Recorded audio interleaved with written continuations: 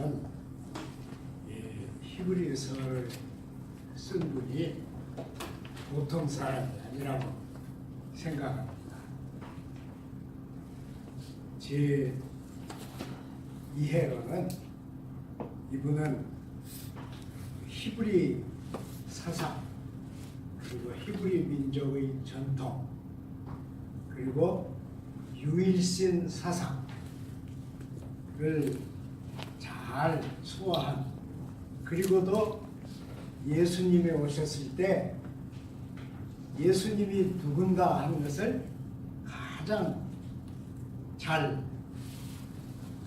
깨달은 그런 인물에 속한다 이렇게 생각합니다. 히브리서를 쓴 분은 모세를 통해서 준 율법을 천사를 통해서 준 계시다 그렇게 보는 거예요. 그러니까 모세가 이스라엘 백성들에게 준 율법 중심의 계시는 천사를 거쳐서 주신 것이다. 그러면 그에 비해서 예수님이 주신 계시는 무엇이냐 이렇게 얘기를 하는 거예요. 그래서 천사를 통해 주신 계시를 등한히 한 사람들이 공정한 보응을 받았다 이렇게 했어요. 근데 이 공정 이렇게 바꾸기 전의 성경에는 공번된 보응을 받았다 이렇게 했습니다. 공번된. 그러면 모세의 계시를 등한히 한 사람들이 그런 공번된 보응을 받았으면 하나님의 아들로 하신 더 큰 계시를 흘려버리는 사람, 그러니까 등한히 하는 사람은 어떤 보응을 받아야 하느냐 이렇게 얘기해요. 예수님을 통해서 주신 계시를 등한히 한 사람. 그래서 히브리서 6장에는 이 복음의 진리와 내용과 그리고 복음의 능력, 죄인이 복음을 믿고 새로운 인간 존재가 되는 이런 능력, 성령의 은사를 맛보고 그리고 나서 타락한 자는 어쩐다고요? 그 타락한 사람이 다시 구원을 받을 수 있겠다 그랬습니까? 안 된다 그랬습니다. 히브리서 저자가 쓴 말 중에 제일 독한 말이 히브리서 6장에 있어요. 거기에는 다시 회개하여 구원을 입을 가능성이 없다 그랬습니다. 무서운 말이죠. 굉장히 무서운 말씀을 했어요. 그러면서 구약 시편 8편을 인용을 해요. 시편 8편을 인용을 해서 사람을 하나님이 지으실 때 제가 귀가 닳게 말씀드렸죠. 어떻다? 사람을 어떻게 했다고? 한 계단 낮게. 누구보다? 원래의 성경에는 엘보다 그랬어요. 그러니까 하나님보다. 그런데 그 번역한 사람들은 천사보다 이랬어요. 그래서 우리를 천사보다 한 계단 낮아. 여러분 천사들이에요. 잘 봐봐요. 천사보다 한 계단 낮으면 어느 정도 돼요? 문재인보다 한 계단 낮으면 누구죠? 잘 모르겠네. 갑자기 그리로 가는데. 그러면 제일 높은 사람보다 한 계단 낮으면 그 아래에 속한 사람이니까 위에 속한 사람이니까. 그러니까 인간을 그렇게 지으셨는데 짓기는 그렇게 지으셨지만은 그 인간에게 영광과 존귀로 관을 씌웠다 그랬습니다. 재미없죠? 한번 다 같이 해봐요. 영광과 존귀로 관을 씌우셨다. 제가 시편을 엄청 많이 읽고 이 시편 8편은 이제 신학교 때 시편 그 논문을 하나씩 썼는데 그때 우리 신학교 반 사람이 50명 정도 돼요. 한 반이. 목사가 50명 있어요. 근데 교수가 논문 쓴 걸 가지고 나와가지고 한 사람 한 사람 다 읽어줘. 근데 내 것은 없어. 그래서 얼굴이 벌게가지고 내가 논문을 어떻게 잘못 썼나 그랬더니 이 양반이 다 얘기한 다음에 밑에서 하나를 꺼내더라고. 그래가지고 그 교수님 얼마나 존경하겠어요. 지금까지 얘기한 것은 일반적인 얘기고 여기 대표적인 논문이 하나 있는데 내가 이걸 보여주겠다. 이 대표적 논문은 우리 신학교에서 학생이 쓸 수 있는 논문 중에 최고다 그랬습니다. 아따 그때 막 난리가 나더라고. 얼굴이 보이겠는데 제 자랑이 아니고 시편 8편은 제가 그렇게 많이 읽고 논문을 쓰기 위해서 막 책을 한 200권 더 참고를 했어요.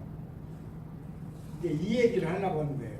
그런데 인간을 하나님보다 한 계단 낮게 지으시고 영광과 존귀로 관을 씌우셨다 하는 말을 제대로 깨닫지 못했어.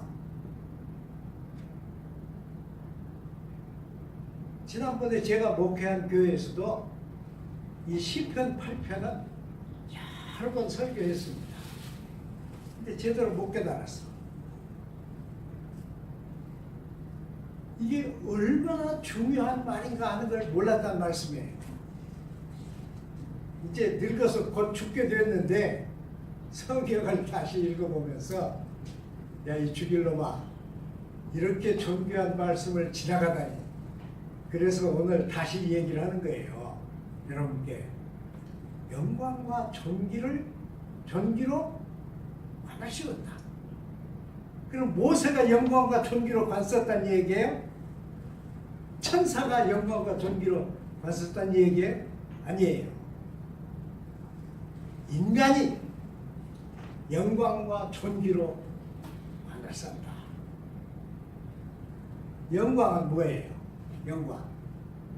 우리 사돈 애기가 이름이 영광이야. 난 이름 잘 지었다고 생각해.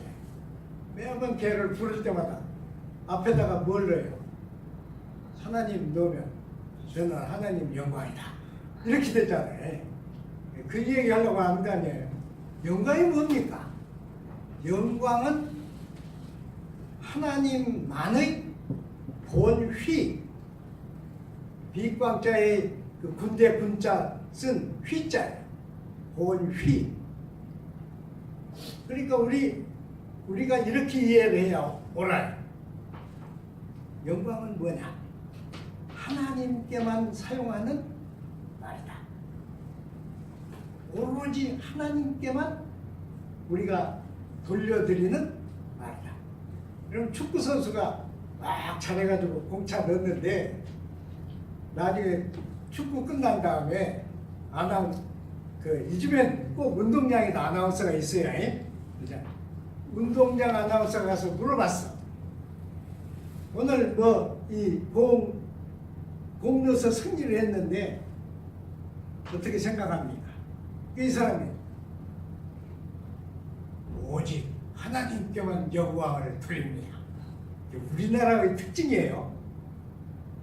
연말에 이 문화계 사람들 시상하는데 저 잘 안 보지만 한 번 보니까 마침 어떤 여자가 나와가지고 상을 받아. 근데 나중에 그 상 받는 사람에게 소감을 말씀하시죠. 그러니까 오직 영광을 여호와께 바칩니다. 이러는 거예요. 우리 기독교에는 다 그래요. 그럼 영광이 뭐냐?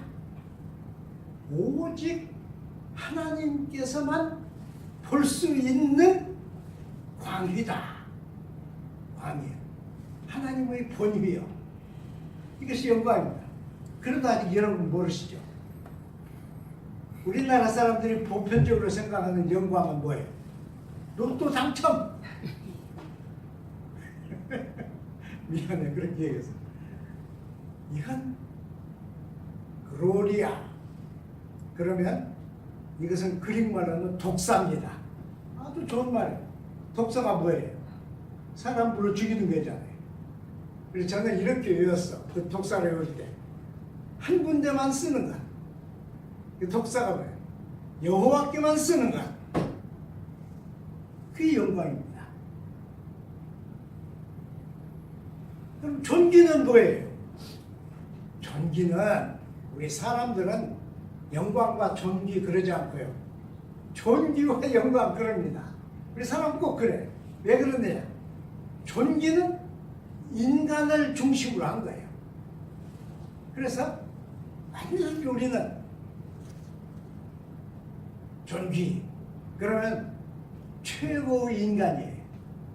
자, 여러분 제가 늘 이런 얘기를 하는데 사람이 공부하잖아요. 공부하는데 교수나 선생님에게 선생님 중에 자기가 최고로 존경하는 사람이 없는 사람은 학교 공친 거예요. 사실은 진짜 공부를 하는 것은 학교 선생님 중에 그분을 누가 뭐라고 해도 나는 이 세상에서 이분을 제일 존경한다. 이거 있어야 공부가 돼요. 그러니까 존귀는 남들이 나에게 쏟는 경입니다. 경이 높이는 거예요. 존경하는 거예요. 그래서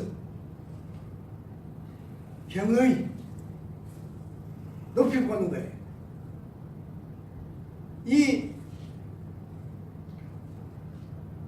이렇게 얘기할 수 있어요. 우리가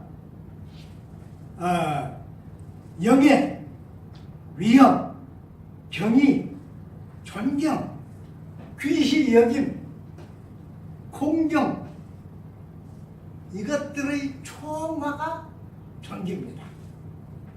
웃기는 사람 저는 하나 아는데 촌사람이 처음으로 장가를 가보니까 자기 마누라가 너무 좋았던 것 같아요. 그래서 친구들이 이렇게 모여서 점심 먹는데 어떻게 하다가 어떤 사람이 아내가 아파서 참 괴롭다 그런 얘기를 했어.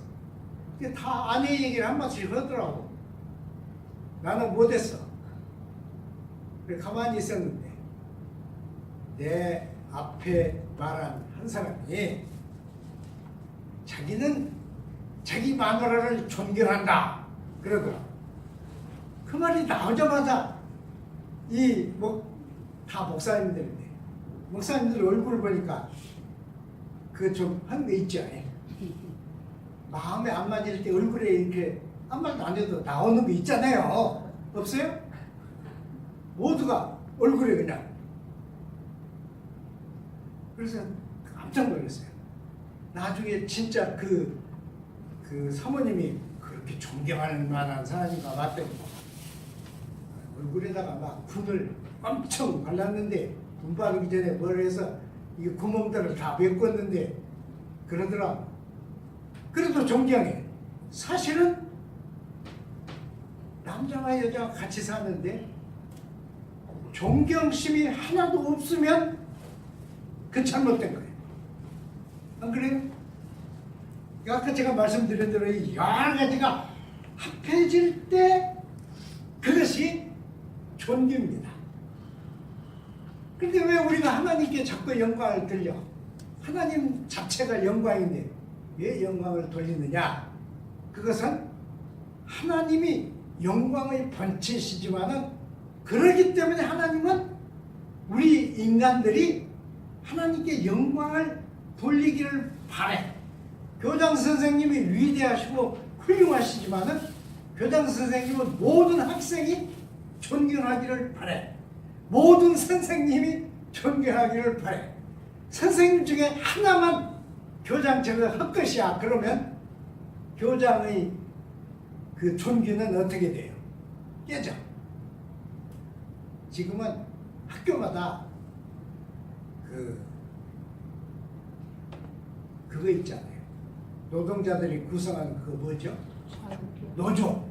학교마다 노조가 있어가지고 노조 사람들은 노조 출신 교장이 아니면 절대로 존경 안 해요.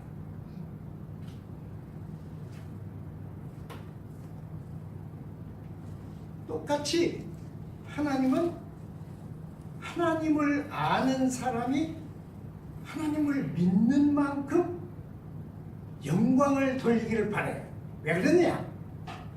하나님께 영광을 돌리는 이 길이 하나님의 영광을 내게 끌어오는 길입니다. 아시겠어요? 하나님께 영광을 말로든지 마음으로든지 무엇으로든지 행동으로든지 하나님께 영광을 바친 만큼 하나님의 영광을 내게 끌어올 수 있게 돼요. 하나님은 그걸 원하셨어. 그런데 과거에 기독교가 막 세상을 꽉 쥐고 마음대로 할 때 교회 조직이 사람들을 너무 막 묶었어요. 저도 혼자 이렇게 참여할 때는 이 미래교회를 어떻게 해야 교회가 틀을 잡을까? 누구를 우리 집에 초대해다가 좀 열심히 내라고 말을 할까? 제가 누구를 불러가지고 열심히 좀 내! 그런 권위가 없잖아요. 여러분 아시죠? 저는 권위가 없어. 그래서 그렇게 못해요. 그래서 혼자서 그래요. 조직을 할까? 누구를 좀 모셔올까? 내가 막 분감을 한번 할까? 갑자기 막 내가 성령 은사를 받았다고 해가지고 누구 병자를 하나 데려다가 교회에서 막 기도를 하고 발로 차고 해가지고 막 낫게 할까? 그럼 막 소문이 이 아파트로 막 쫙 퍼질 텐데 별 생각을 다 해봐요. 근데 중세를 거쳐오면서요 교회가 막 너무 이 사람들을 뭐라고 그럴까요? 꽉 쥐었어. 꼼짝 못하게 했어요. 그래서 심지어는 여행 가는 것도 여러분 곧 부활절 전에 오는 거 있잖아요. 고난주간에 교인이 여행을 가면 교회가 불러다가 그거 하는 거 있잖아요. 이 사제가 여기 앉아 있고 왜 이렇게 구멍 뚫린 걸 이렇게 막아놓고 여기 신자는 앉아서 하는 거 뭐예요? 고해성사. 네? 고해성사. 고해성사를 시켰어. 그리고 난 그 사람이 나가려고 그러면 여행 간 그것으로 교회 헌금 얼마 해요? 이랬어요, 여러분. 근데 10,000원이나 100만 원 하라고 아니요. 적어도 신부가 교회 헌금 하라. 그럴 때는 그렇게 안 합니다. 얼마쯤 하라고 해요. 그 사람 살림을 다 하니까 8천만 원이나 2억이나 해요. 그 여행 간 걸 받는 거야. 그러면 꼼짝없이 했습니다. 그렇게 막 했기 때문에 이렇게 몇백 년이 내려오면서 사람들 의식 속에 여호와의 위대하심이 깨져버렸어요. 맨 먼저 깬 사람이 누구요? 니체요. 니체. 니체는 이 세상에 개인주의와 자유주의를 끄고봤어요. 그런데 니체는 좀 정신적으로 문제가 있는 사람이었기 때문에 조금 용감했어. 그래서 뭐라고 그랬어요? 기독교의 신은 어쨌다고? 토대, 죽었다. 기독교의 신은 죽었다 그랬어요. 근데 이 말을 조금 배운 사람들이 얼마나 써먹는지 몰라요. 근데 그때부터 시작했어. 점점 내려면서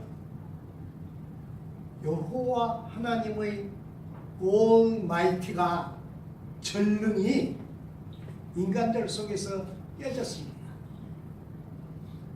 그래서 21세기 지금은요, 하나님이 전능하시다 그러면 사람들이 놀래요. 그런 하나님이 어디 있어? 이러는 거예요. 그리고 웃기는 것은 신학자들 가운데서도 하나님은 기독교 하나님만 하나님이 아니다. 그래서 누구 하나님도 하나님이요. 마호메서의 하나님도 하나님이다. 그래서 빛을 본 게 뭐예요? 동양의 불교도 하나님이다. 한국의 스님들은 자기들은 신을 믿지 않는다 그래요. 자기들은 신을 중심한 종교가 아니다 그럽니다. 그런데 세계에서는 불교가 빛을 받게 됐어요. 왜 제가 이 말씀을 드린가 하면 인간들의 마음속에서 신의 영광이 소멸됐어요. 지금은 그런 시대입니다. 그런 시대에 하나님을 섬긴 사람들은 어떻게 해야겠습니까?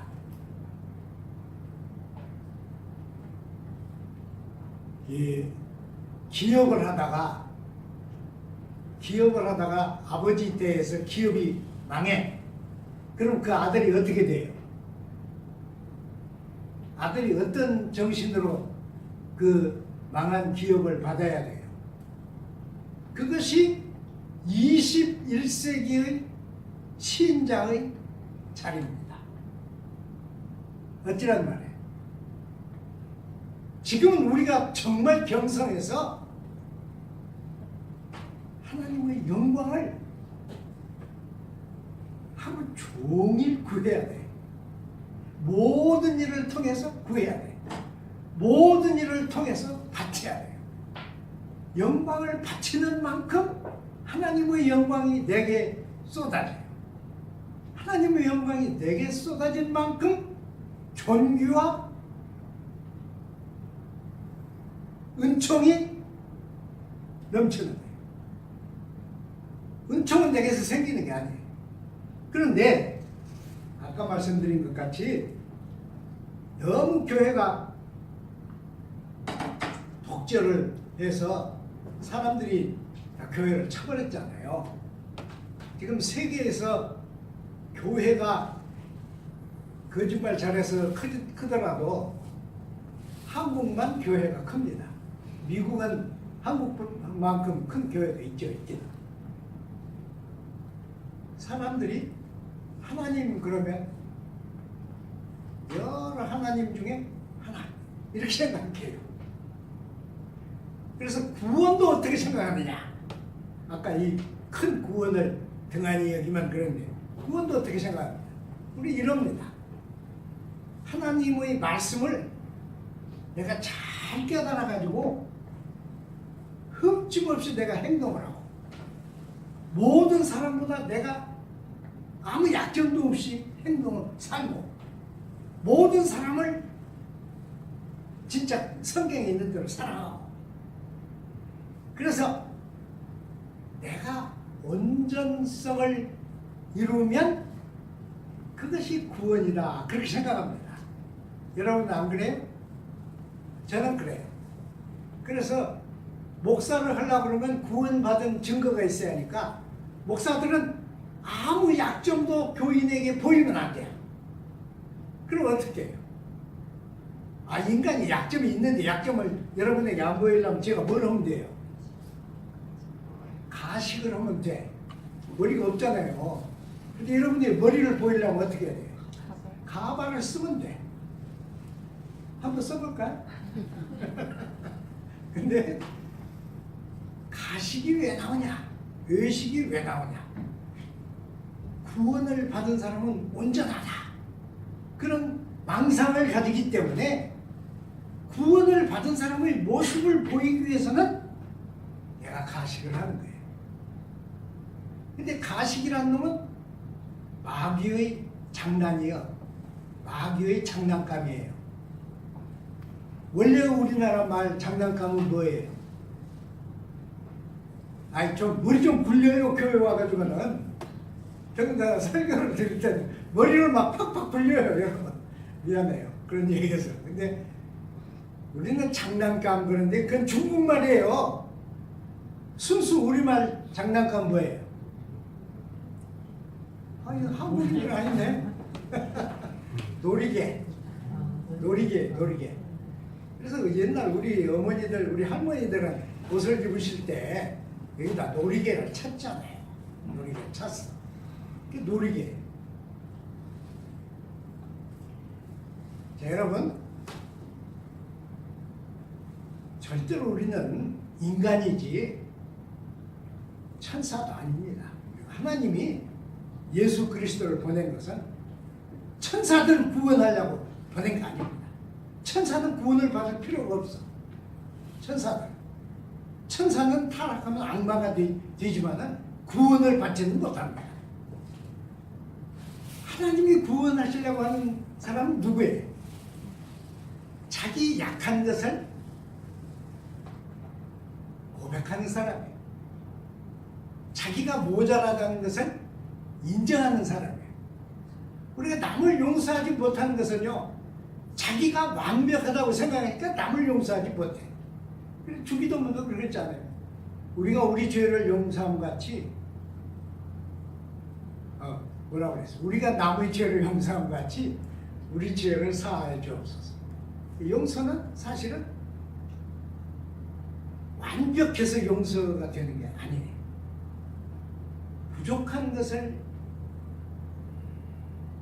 알고 느낄 때 용서가 돼. 여러분, 그러니까 이 부인네들은 자기 남편이 완벽하길 바라지 말아요. 또 아내들도 남편이 완벽하기를 바라지 말아야 돼. 그냥 한 70%면 돼. 그냥 좀 모자라. 어딘가 비어있어. 어른들이 돼도 애기 같아. 그래도 된 거예요. 그러니까 그렇게 우리는 봐야 하는 거예요. 하나님은 꼭 인간을 구원합니다. 인간을 구원하는데 그 인간도 어떤 인간을 구원하는가 하면 예수고 묶어야만 겨우 사람으로 보이는 사람을 구원합니다. 저 혼자 완벽한 사람은 하나님은 안 봐. 그래서 뭐라고 그랬어요? 내가 온 것은 죄인을 구원하러 왔다. 그리고 건강한 사람에게는 의원이 쓸데없다. 저는 비교적 건강하거든요. 비교적 건강해. 그래서 병원에 가는 걸 싫어해. 병원만 가면 막 혈압이 올라가요. 그래가지고 그날 병원에서 혈압 못 재. 언제든지 병원 가면 막 올라갑니다. 그렇게 의사를 두려워해 제가. 병든 자라야 의원이 필요하다. 예수님은 그랬습니다. 그리고 빨리 끝내야 하는데 이 집에요 하도 제가 이 나라가 잘 안 돼서 이번 달 신문대를 내면 신문사에 전화해가지고 문재인 정권 끝날 때까지 신문 넣지 마시오 그러려고 그래요. 꼭 그 말을 하고 신문 끊으라고 그러려고 그래요. 근데 제가 혼자서 밤에 연구를 했어요. 뭘 연구를 했느냐. 그러려고 막 보를 만들었다 헐었다 지랄들을 해요. 그러지 말고 이렇게 하면 돼요. 청와대에다가 국민 이렇게 추첨하는 걸 뭐라고 해요? 그냥 국민 추첨위원회를 만들어. 한 20명이나 30명 학자들 뭐 노동자 불러가지고 만들어. 그래서 이 사람들은 일할 것도 없어. 왜요? 그러면 전국에 있는 15세 이상 남녀를 총괄해서 그 뭐죠? 번호, 주민등록번호, 로또가 아니라 주민등록번호를 넣고 뽑는데 일주일에 2번씩 뽑아. 그래서 뽑히면 모든 방송국에 막 카메라맨 오라고 그래서 막 치면서 누구든지 청와대에서 막 한 끼 잘 대접해. 그리고 노란 봉투 하나 드려. 봉투 속에 40만 원 내지 40억 내지 50억 넣어. 그냥 숫자 하나만 쓰면 되잖아요. 어떤 데 보니까 그 10억 문재인 그렇게 쓴 수표 있더라고. 그러니까 그 수표 하나씩 해서 막 하면 해. 하고 막 국민들이 다 청와대에서 언제 뽑나 그렇게 볼 때 또 뽑아. 그래서 일주일에 2번씩. 그러면 한 해가 몇 주예요? 52주니까 104명이 받네. 1년에 104명만 50억씩 그냥 공짜로 받으면 청와대가 뭐 돼요? 비난의 대상 안 됩니다. 국민은 배가 불러야 하니까 돈이 없잖아요 우선. 그러니까 우리 사모님은 재미없어 지금. 목사가 왜 저런 설교를 하나 그러고 지금 찌푸리고 있어. 50억 받으면 안 좋아요? 청와대에서 막 그렇게 해봐요. 그러면요 청와대 비난하는 사람 하나도 없어요. 인기가 막 하늘을 찌르게 막 올라가요. 맨 먼저 우리 교인이 한번 받고 그 다음에 이제 다른 사람들을 받아요. 그런데 제가 이 말씀 드리려고 그래요. 구원은, 예수의 구원은 주민등록번호가 필요 없습니다. 예수의 구원은 청와대도 필요 없어요. 그래서 바울은 이 내용을 깨닫고 얼마나 막 뭐라고 그럴까요? 막 얼마나 그러든지 이걸 이렇게 썼어요.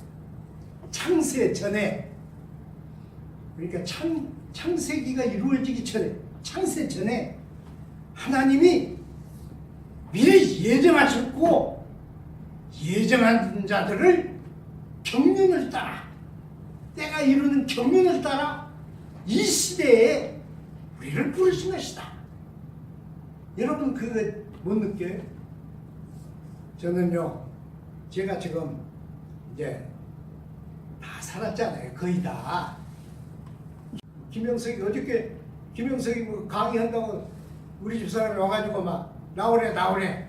김영석 박사가 저 강의하는데 보래.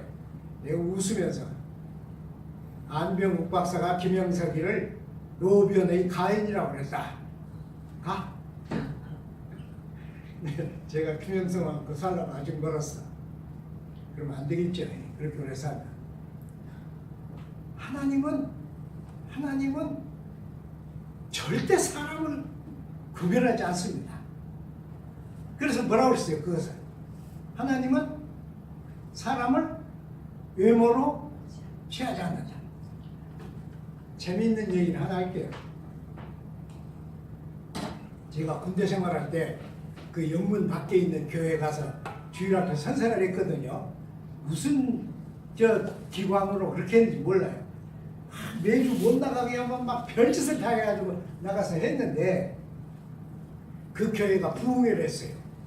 부흥회를 하는데 저기 시골 교회거든요. 여기 이제 부대 옆에 있는 교회니까 시골이죠. 근데 이 부흥회 오신 분이 부흥회 시작도 하기 전에 이러는 거예요. 여자도 손들어봐. 여자들이 다 손들었더니 분 좀 말러.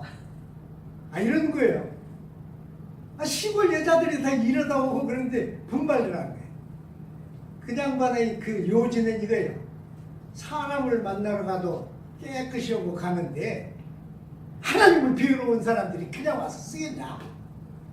그러니까 옷도 제일 좋은 거 꺼내서 입고 좀 바르고 할머니도 이것 좀 치르고 와. 이러는 거예요. 이거 막 나가서 그냥 멱살을 잡고 싶은데 나무의 교회니까 가만히 있어서. 하나님은 절대로 사람을 외모로 안 봅니다. 우리 한번 해요. 하나님은 정말 크게 해요. 아예 참. 하나님은 사람을 외모로 취하지 않는다. 구원에는 사람의 구별이 없습니다. 하나님의 구원은 이에게 바로 거기 하나님이 사람을 구별하지 않고 구원하시는 거기가 영광과 존귀로 관을 쓰는 자리입니다. 여러분 아시겠어요?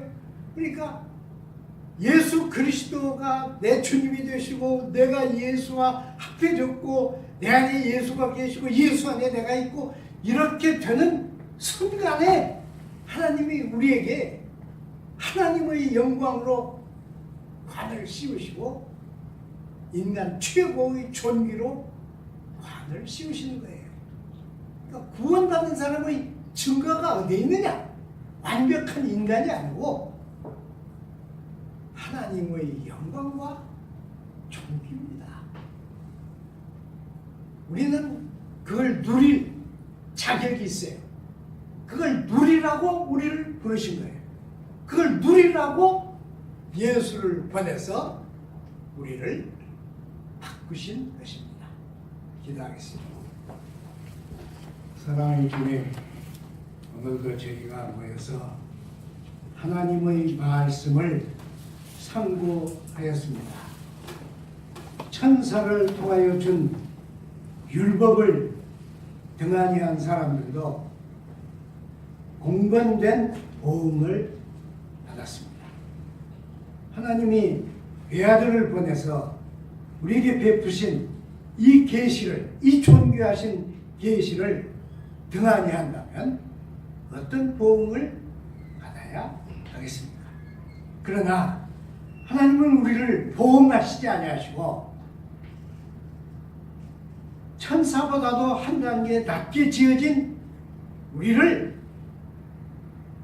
영광과 존귀로 관을 씌우셨다고 했습니다.